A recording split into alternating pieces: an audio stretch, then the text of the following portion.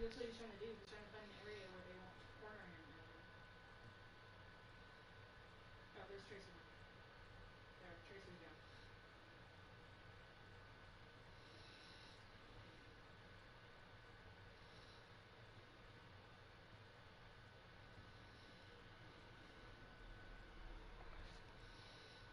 So he's trying to do. He's just trying to get himself a spot where he doesn't get attacked and where he can shoot at the same time. Oh, he just got crossed.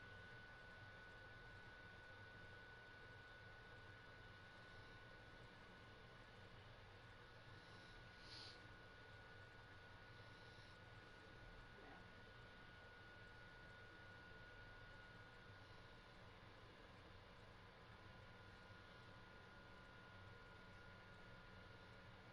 Why? He doesn't shield himself. He just does a lot of damage.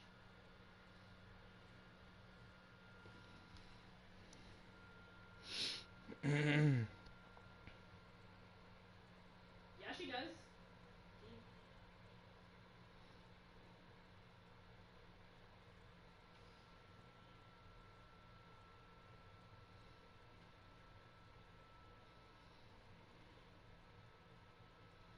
Davis and Yada.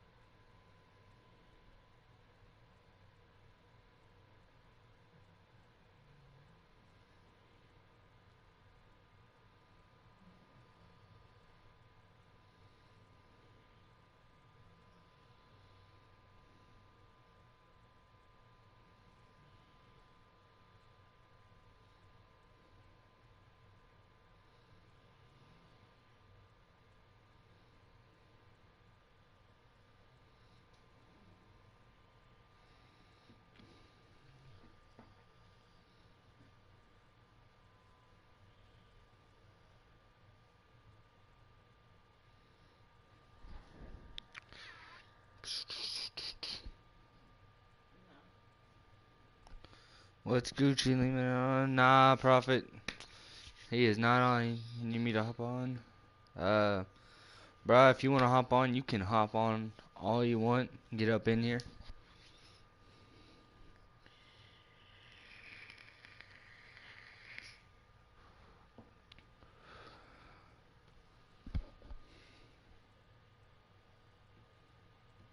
Even you're pushing off too. What's up, everybody that's watching? How y'all doing? What is up, everybody? Oh shit. Diva's already gone. Glad to see the live squad is coming through.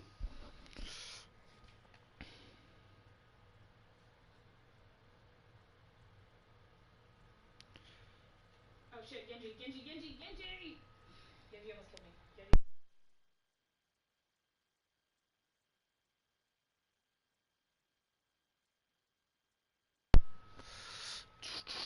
Just waiting for one watching. Holy crap, everybody gets off. Dang. That's alright, that's alright.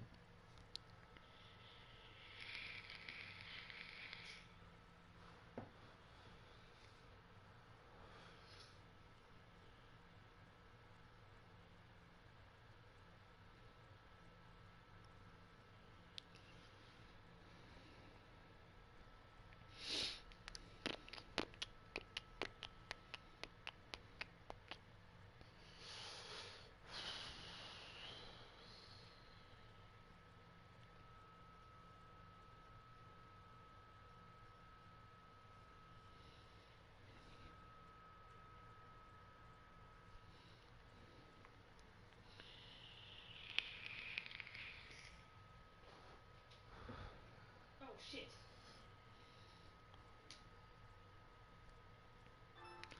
What I was is about to up, try to kill him, Prophet? but Genji's dead. What's good? What's good? Got your stuff on? Yeah, I do. I just put Okay. it on as I got into the thing. All Hold on, right. let me hop onto the combo league thing so I can see everything, and then I'll be ready to go. Yeah, I Welcome. just got the notification set on the Yeah. side. And I was like, Notification squad, live squad. Y'all are live squad.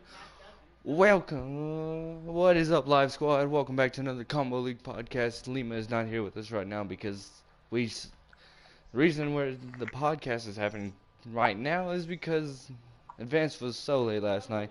But of course, I'm your host, Avengers. Alongside us is our co-host, Prophet. what up, what up, what up, y'all? But as usual, if you're new to this channel, hit that subscribe button, hit that bell to know when we do go live or a video goes up. Of course, hit that like button if you do enjoy this series. We're going to keep it going. We're going to try not to miss any podcast, even if it's later. Missed too many last season because of personal things, but of course, what's up, guys? This is, of course, we're going through week 2. First game we see is the Buccaneers at Bengals, Blake Deshaun and Little Jet Blue. Actually, a very As we close. go into the, Yeah, it was a close game by score, but when we actually look into the stats when we open up and see the box score, we do see that Blake Deshaun dominated on all sides of the ball except for turnovers. yeah, it's. Oof. But all in all, even if he did do that, it was still a close game for Blake Deshaun. Because Blake Deshaun held the ball longer too. So for the Bengals to have this close of a game. It seems like the turnovers played a big part for the Bengals to keep close in this game. So, But of course, we go into the player stats. Of course, we go into passing. As y'all know, we're going to start this new thing where we only talk about the top stats for each team in rushing, receiving, and defense. Of course, y'all will be able to see all the other stats, but we're just going to talk about the top. But of course, we got Kirk Burris, rookie out of Florida State, 208 yards, 1 touchdown, 3 interceptions, sacked twice. And Andy Dalton, 203 yards, 2 interceptions, sacked 3 times. Do you think it's time for them to go away from Andy Dalton? Because it doesn't look like Andy it's sure. Dalton's going to go anywhere. I think so. I do think so because he is at that age where he is getting older. He's turned 30 years old this offseason, and it would be time to go ahead at least after this season to try and draft a quarterback and find somebody new to be the face of that franchise. So I do think it's time. Andy Dalton's time is going to be done after this year.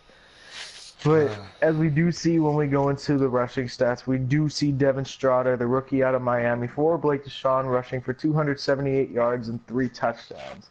Then we do see the top 9 runner for the broken Bengals. tackles.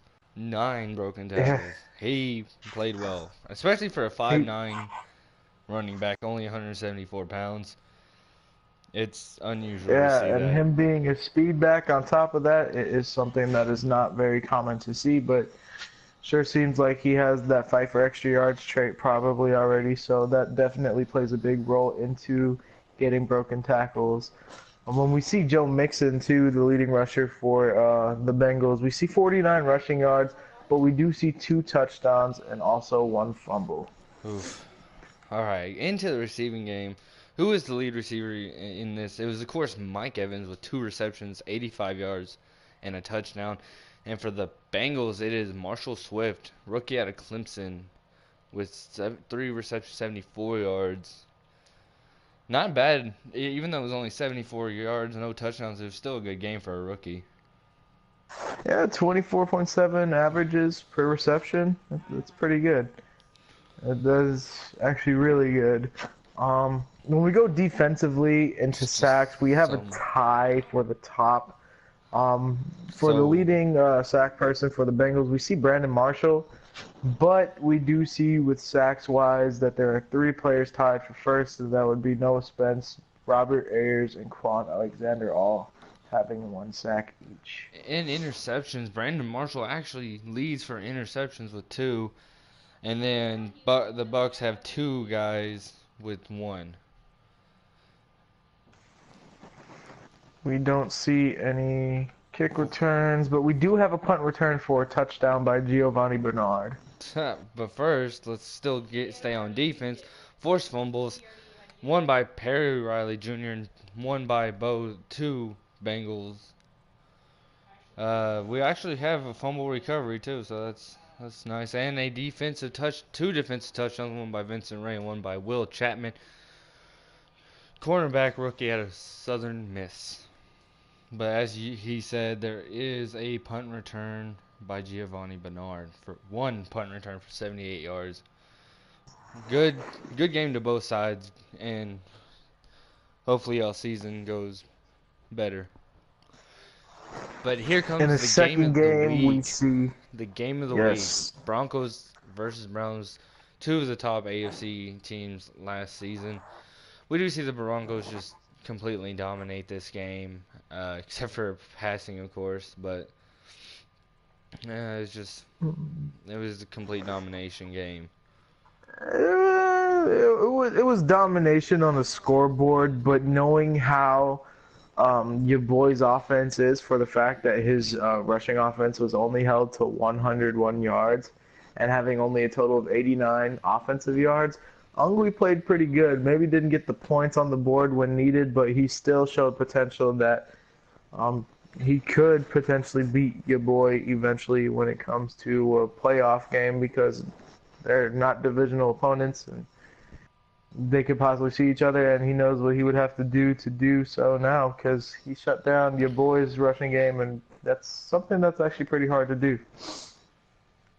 Okay, passing stats: Trevor Siemian with 1 yard, 1 touchdown, 1 interception, and sacked once. So weird. And Deshaun Kaiser, 123 yards, 2 interceptions, sacked 3 times. He really does not do well.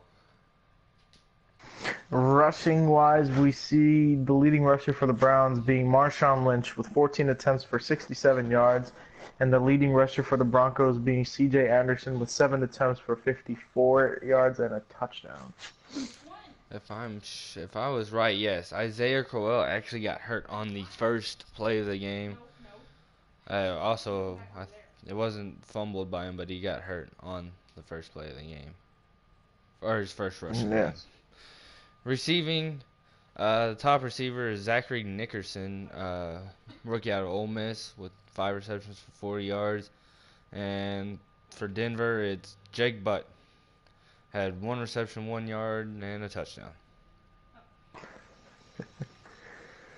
Defensively, we go into the stats, and sacks-wise, we see at the top of the list Melvin Ingram leading his team with their entire sacks with 3, and Easton McGarity, rookie out of Michigan State, with 1 sack. And for interceptions, Easton McGarity leading Cleveland with their 1 interception with negative 108 interception yards.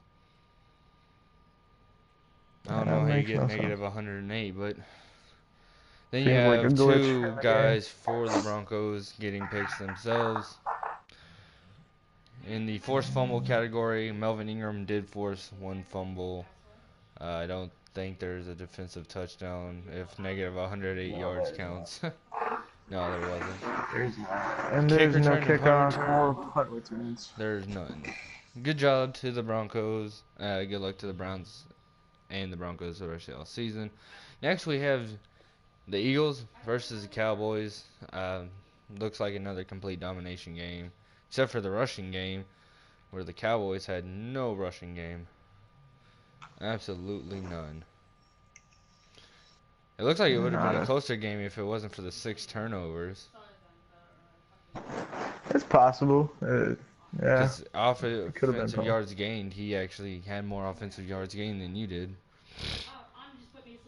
Yeah, he did. He was able to get the ball starting to get into my territory, and then he just made some mistakes, and it cost him the game. So Alex Smith, 187 yards, 2 touchdowns, 1 interception, sacked 0 times.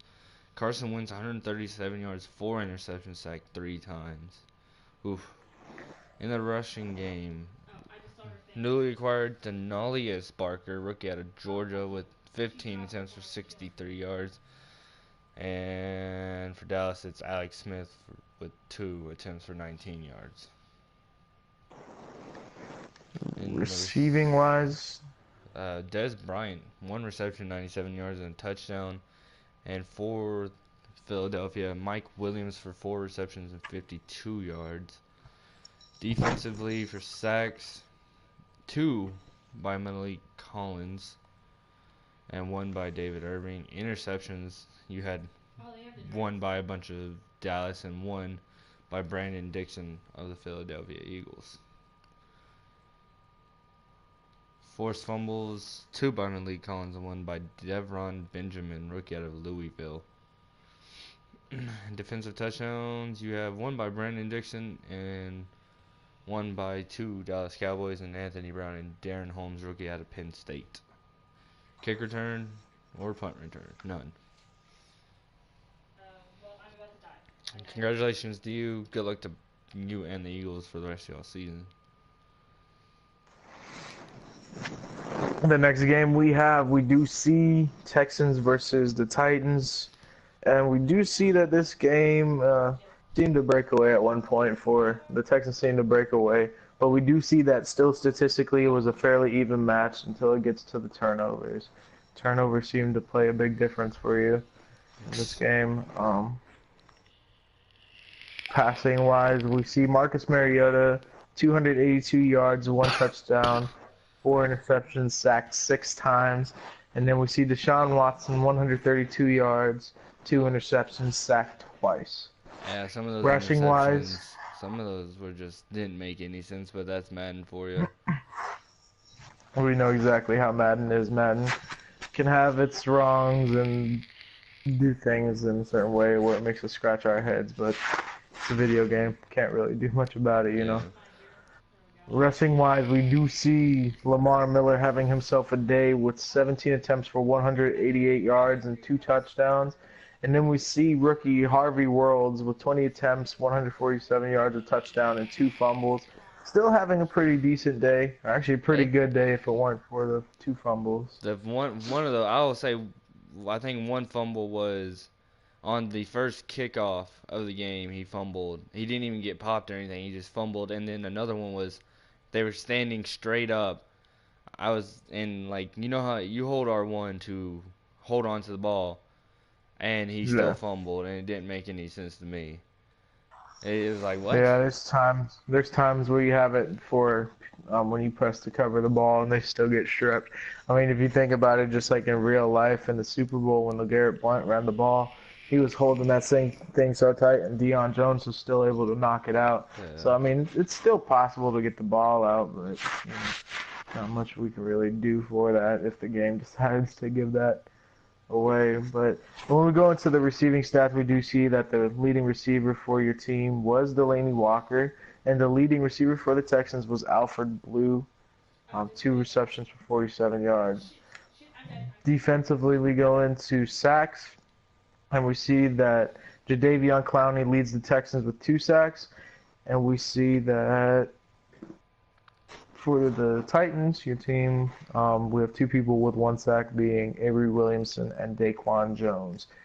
Interceptions-wise, we see a bunch of players with 1 interception. Forced fumbles, a lot of forced fumbles. Yeah. Also being a lot of various players with 1. We do have a fumble recovery, though, by Benardrick McKinney.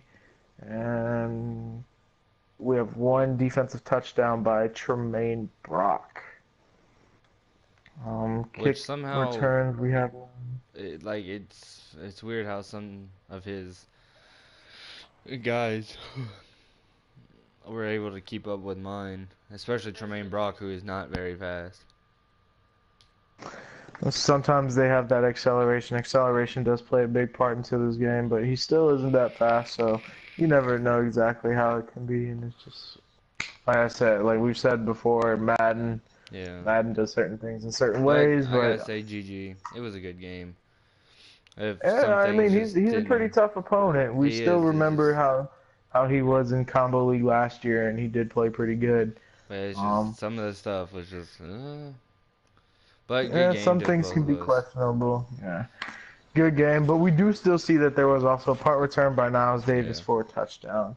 So congratulations to the Texans and good luck to him and you as well, and Mr. Junkrat. we'll see how In this season plays out. the next game, Panthers at Giants. They're in the Ferris Very close game, only 4-point win. era. And Panthers actually won on really the offensive side. Had one more turnover. It had the ball for pretty much almost twice the amount as the Giants. Whew.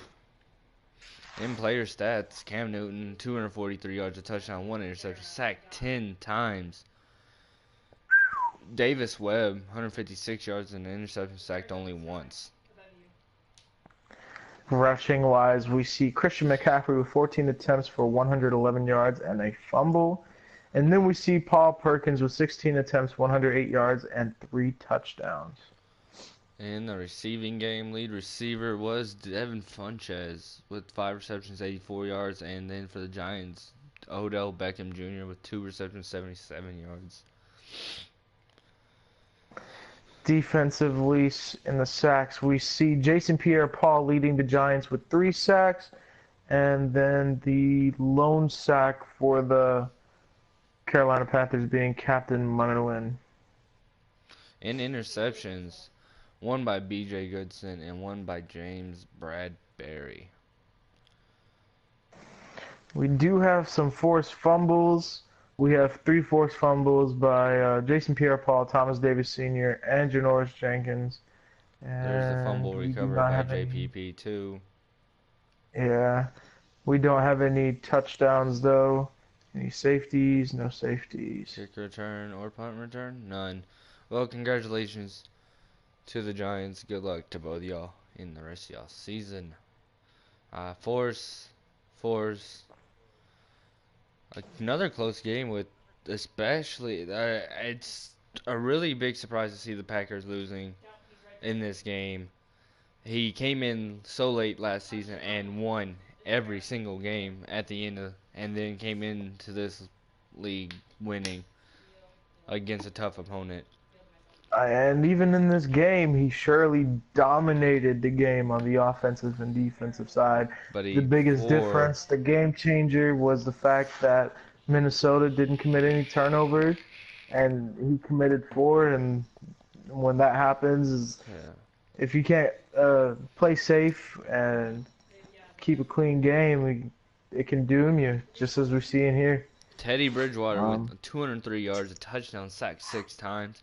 Aaron Rodgers, 367 yards, 3 touchdowns, 3 interceptions, sacked 6 times. Oof.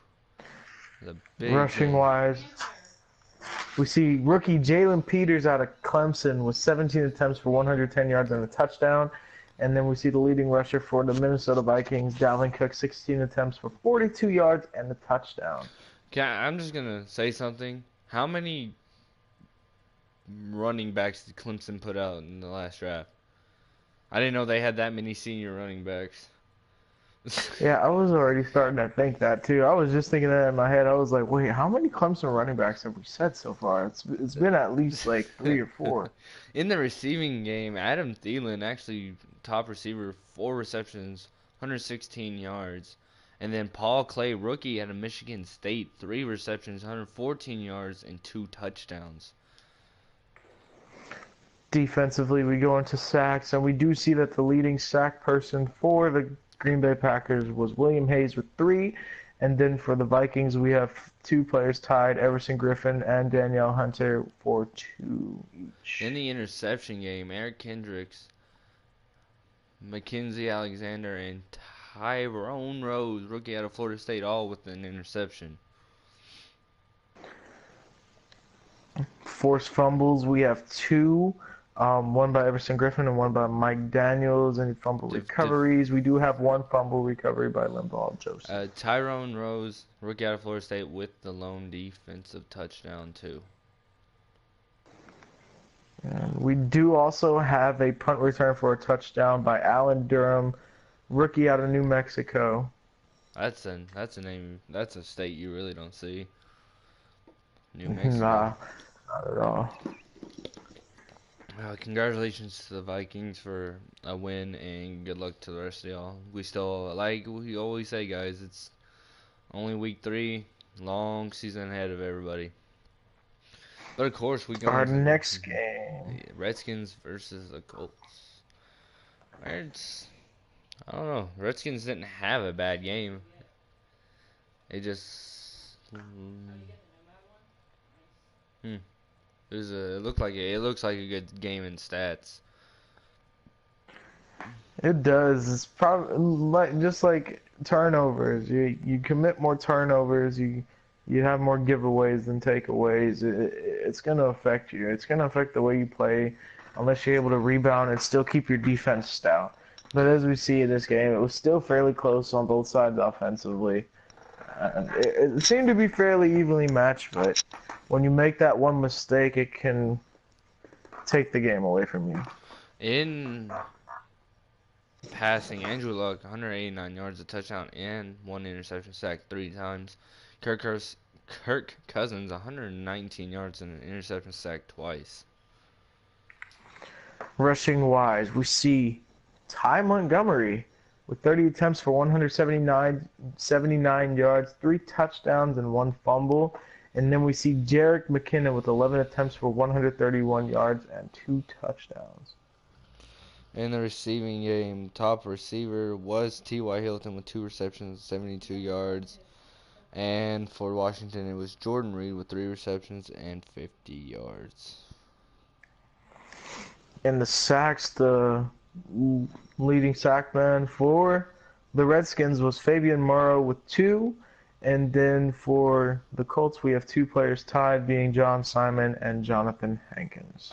Interceptions, Kevin Minter and Mason Foster with the interceptions. We do have some forced fumbles. We have 4 in total. John Simon, Malik Hooker, Prince Mukamara, and Ijuwan Price. In defensive touchdowns, there was one by Clayton Gaithers with 1 And then we fumble see that recovery for 29 yards. No kick return. Any or punt kick returns, return. punt returns? No. Congratulations to the Colts. Good luck to both of y'all in the rest of y'all season. All right, we go into the next game, which would be the 49ers versus the Rams, and we see this game as a decisive blowout. There's just really player stats. C.J. Beathard, 235 yards, 2 touchdowns, 2 interceptions, sacked once. Jared Goff, 130 yards, 1 touchdown, 8 interceptions, sacked twice. In the rushing stats, we do see Joe Williams with 19 attempts for 131 yards and a touchdown. And then we see Todd Gurley, 19 attempts for 55 yards. In the receiving game, of course, top receiver was Kenny Golladay, 5 receptions, 112 yards, and 2 touchdowns. And for the Rams, it was Sammy Watkins, 3 receptions, 58 yards, and a touchdown. We go into the defensive side on sacks. We have 3 players with 1 sack each. Solomon Thomas, Tooney Banks, rookie out of Texas, and Haloti Ngata. In interceptions, top person for the 49ers was Tooney Banks, rookie out of Texas, hook 'em horns with 3, and for the Rams it was Maurice Alexander with 1. Yeah. Forced fumbles, we have none. So an Defensive touchdowns. Cameron Sutton with a lone defensive touchdown. No kick. That's actually kind of punt crazy. return. Okay, no, he got. Okay. Never didn't play force. Next game on the list is Falcons at Lions. It was our Super Bowl winner versus the Lions, and it wasn't a really bad game. Looks like the Lions was trying to keep it close, especially that second quarter where they took the lead. Yeah, it seems like Fourth quarter is when the Falcons took off and won. Yeah, I've noticed that from the game so far this season. Falcons seems to play very tight in the first half, and then going into the second half is when he's just able to break away. In passing, Matt Ryan 122 yards, a touchdown, 2 interceptions, sacked 6 times. Matthew Stafford 262 yards, 2 interceptions, sacked 7 times. In the rushing stats, we see Tevin Coleman, 14 attempts, 229 yards, and 3 touchdowns. And then for the Lions, we see Zach Zenner with 2 attempts for 53 yards and a touchdown. In receiving, the top receiver of this game was Marvin Jones Jr., 3 receptions, 88 yards. And for Atlanta, it was Julio Jones with 1 reception, 77 yards, and a touchdown.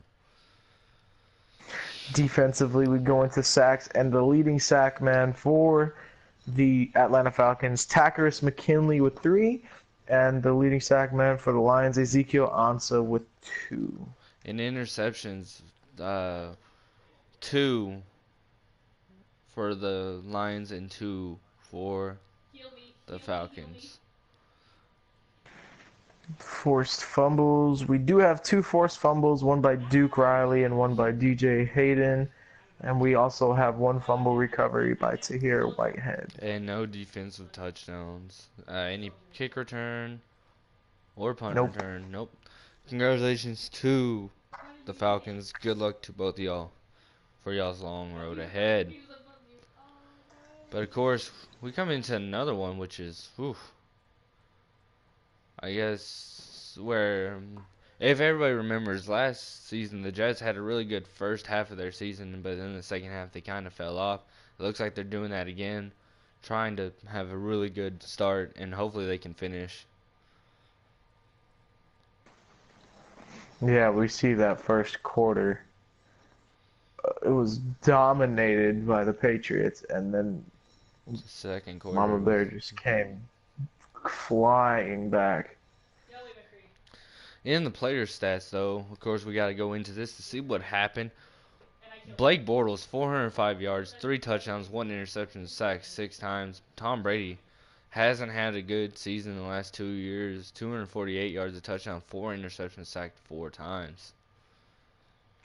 In the rushing stats, the leading rusher for New England was Keith Marshall with 10 attempts for 102 yards and 2 touchdowns. And then for the Jets, we see Christian Michael with 15 attempts for 83 yards, 2 touchdowns, and a fumble. In the receiving game, leading receiver is Robbie Anderson. Again, the main threat for the Jets. 5 receptions, 190 yards, and 2 touchdowns. And for New England, it was Brandon Cooks with 4 receptions, 75 yards. Defensively, we go into sacks, and we have a tie between 2 of the outside rushers for New England, and Derek Rivers and Trey Flowers. And the leading pass rusher for the Jets being Sheldon Richardson with 2. In the interceptions for the Jets, leading was Morris Claiborne with 2, and the lone interception for Patriots was Darren Harmon. Let's see, forced fumbles. We have 2 forced fumbles, one by Derek Rivers, one by Daron Harmon, and we do have a fumble recovery by Dante Hightower for 72 yards, going all the way for a touchdown. Lord, 3 defensive touchdowns, man. Kick return, punt return, none. Well, congratulations to the Jets. Good luck to both of y'all for the rest of y'all's season. What's the game? Last game, Miami and Buffalo. Against Buffalo. 6-point game. This was actually a pretty close game. It actually looks like it was a fairly even match. Miami did have the upper hand on the offensive yards, and we also see with the turnovers both being even with 1. Lord. And Miami held the ball for 20 minutes. Time possession was 20 minutes over the Bills' 13. In the passing game, Tyrod Taylor, 60 yards, a touchdown, and 1 interception, 4 sacks. Dak Prescott, 109 yards and 4 sacks. In the rushing game, we see two big games by two pretty good running backs, in my opinion. We see Elijah McGuire with 20 attempts for 192 yards and 2 touchdowns. And then we see Jay Ajayi, 35 attempts for 191 yards and 2 touchdowns. Hey, I'm surprised to see him Big back. He game. wasn't even supposed to be back this season. He was hurt for like 30-something weeks last season, close to the end. Shoot, man, it makes no sense, but shit, he's coming back out and he's performing. All right. He's And receiving, two big though. games. Receiving, the lead receiver for Miami is Dejan Royals, rookie out of Marshall, with 2 receptions for 40 yards. And Elijah McGuire, 2 receptions, 33 yards for Buffalo.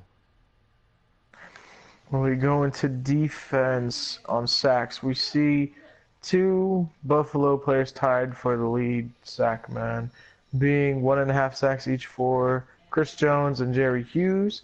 And then we have a tie between 3 Miami Dolphins players, Cordea Tankersley, Charles Harris, and Miles Jefferson, rookie out of Stanford. In interceptions, the 1 interception was by Cordrea Tankersley. Forced fumbles, we should have a forced fumble, yes, one by Carl Bradford, and fumble recovery, none. And kick return, punt return, none. Congratulations to the Bills for the win. Good luck to both y'all. But, of course, we're going to go into season week 3. And everybody's trying to figure out, where are we going? Who's got the game? Who's going to be the top dog? Who's game of the week? And you know what? Let's see. Where's the game of the week, guys? Who do y'all think should be game of the week? No one's going to say anything? Okay. Well, of course, I'm going to actually... It's a division matchup with the Seattle Seahawks and the Los Angeles Rams. Now, if anybody remembers or if anybody kept up, the Seahawks and the Rams had a decent season last season. Not the best, not the worst. But they're coming out for blood, trying to win, and maybe hopefully making it to the playoffs this season. But we got to, of course, go with Seahawks no longer have Richard Sherman. Big deal. That takes one out of the Great Three, the Legion of Boom. But It does. But they still have an offense. They still have their 2 safeties. But let's see. So, what are we thinking, Prophet? Who are we thinking? Defense, offense? What are we thinking here? You know, I think this battle actually comes in the trenches. This is going to be a game with whose offensive line can hold up. Now, if we all know, or as we all know, Seattle doesn't have that great of an offensive line. It's improved compared to what it was last year, but it's still not all the way there yet. And I think it the improved Rams, greatly they have with the trades that they made last season. All the rookies and everything they have on the chart. I think it's improved. For having a bunch of rookies, yes, it is. Like I said, they did improve the offensive line from last year, especially getting that left tackle from the Broncos. But I still do believe that the front 7 on defense for the Los Angeles Rams will have the upper hand, and that will be a game changer. Seattle has the defense, but still on the outside on that corner position. Losing Richard Sherman was a pretty big hit. Now, of course, we still see that the Seattle Seahawks do have Cam Chancellor and Earl Thomas, but can they completely hold up the field? Well, they still have a defensive line And of course, the Rams don't have the best offensive line either. Meaning, it's really gonna be the front 3 or 4, or it's gonna be the front 4. So who's on that defensive line? Who's rushing? Can the offensive line hold the others front 4? The 4 people rushing. Can either side hold up? Who's gonna get more pass rushing and who's gonna stop the run? Because they do have good runners, and Todd Gurley and C.J. Procise, 2 really, really well-off runners. But since we're thinking it's that, who do you think is gonna have the upper hand then? Seahawks or Rams? Who are we going with? You know, Seahawks or Rams? I do have a feeling that this game is still going to be pretty tight.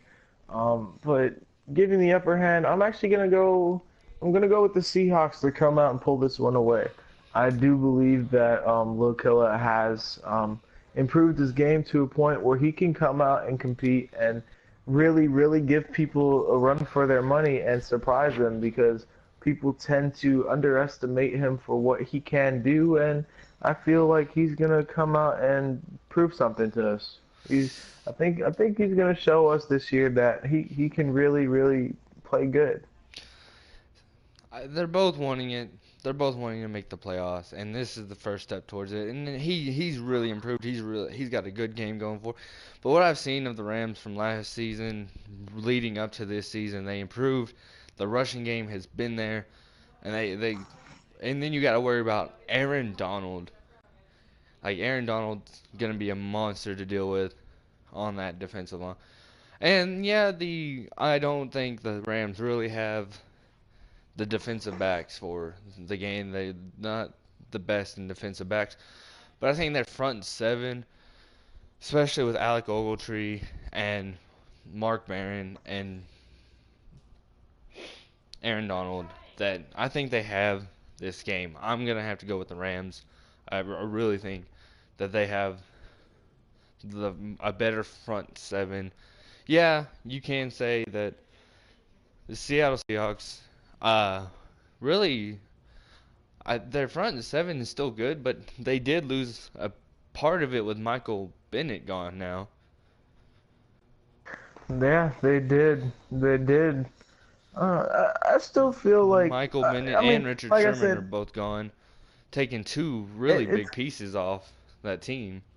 it it does, but I do still feel that it's going to be a tight game, like I said, and I just feel like Lil Killer is going to be able to come out and surprise. All Um, right. it's But of tight course, game. I do think it'll be an entertaining game, though. It will be an entertaining game. all right. Well, guys, y'all heard it. Who do y'all think in the comments below? Who do y'all think are going? Who's the game of the week in y'all's opinion?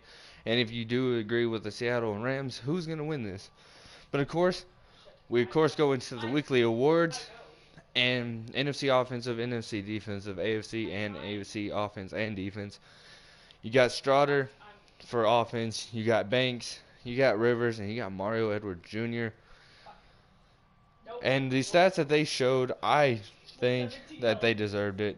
They really did. They deserved they what they put into this game.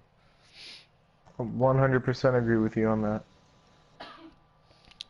But of course, guys, we thank y'all for always coming out. We I appreciate it. Liam appreciates it. We all do at the studios here at A&L Live. But of course, if you're new to this channel, hit that subscribe button, hit the bell to know when we go live. Really like when people show up because y'all do an amazing job with just being here. Hit that like button. Every like counts. Still trying to hit that 10 like goal. We keep going up, but still 10. And of course, go follow us on Twitter at Madden_podcast. It's A&L Live. And we will see y'all next time. Peace out, Live Squad.